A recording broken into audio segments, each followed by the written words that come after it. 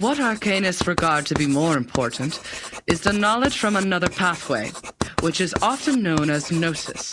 Compared with mankind's knowledge gained from reasoning, what are the features of gnosis? Sonetto. Miss, the features of gnosis are 1. It cannot be verified by an independent third party, and 2. It is impossible to be comprehended through reasoning. Exactly. And that's also one of the reasons that the knowledge of the study of arcanum is hard to be accepted by the academic world. The academic research is required to be open to the public and can pass the independent tests. But the unpredictability of arcanum will lead to the arcane researches to methodological agnosticism. Thus, all the trainings and the scientific stabilizing appliances that the school provided for you is to overcome the instability of your arcane skill, in order to ensure the peace and stability of the human world. May the peace be with us. Oh, j'ai presque été assez rapide pour répondre à cette question. Comment elle a pu être aussi rapide? Next question. After the fall of the Roman Empire, the number of arcanists, along with the related literature, had reduced correspondingly. Who can tell us the history of that time in brief? Miss! Miss, I know this one. Sonetto.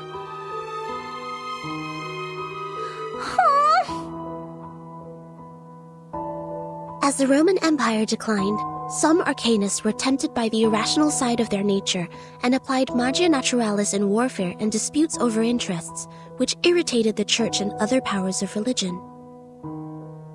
At that time, people in Europe widely considered arcanum to be the paganism that collaborates with the demons, hence the trials against arcanists. In response, arcanists struck back fiercely. However, due to their spontaneous character and the unpredictability of their whereabouts, their communication was unsuccessful during the fight. Both sides struggled in repeated battles. In the end, mankind, jointly led by both their religious and secular leaders, prevailed. Hein? Mais c'est pas possible! C'est pas ce que m'a dit grand-père! Miss, she's wrong! I know the right answer! All right, give it a try, Matilda. For what I know, it wasn't Arcanists who started the war. The attack on Constantinople was waged by lordships in Western Europe to ransack the capital for resources and the literature of Arcanum.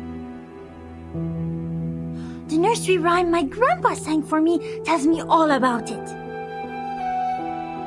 And long ago, Arcanists weren't called by this name.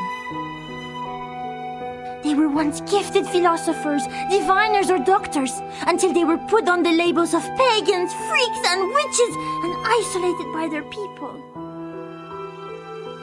They were entirely forgotten. The next time people saw them, they had this new name, Arcanists. Inspiring. Do you remember its name? Grandpa never told me that. How about the melody? Could you present several lines for the class? Let me think. It was like... that's not it. Oh, that's weird. I can't remember it. Ha! Don't remember a thing, but still feel confident enough to answer the question. Shame on you, little thing. I was even humming the rhyme last night. It's just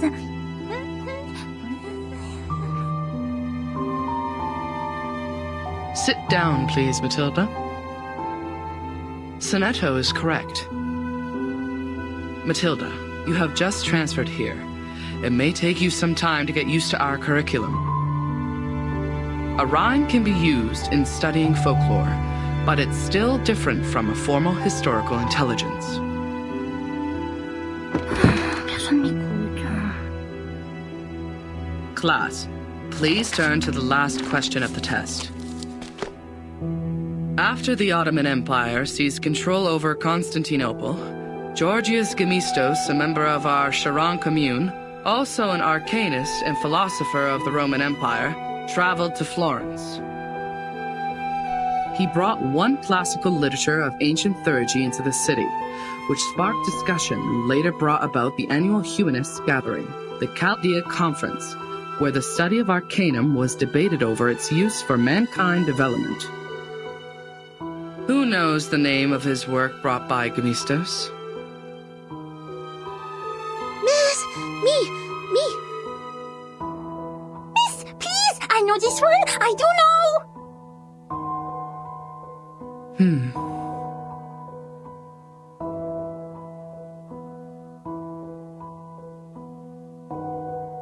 Vertin, do you know the answer to this question? Vertin?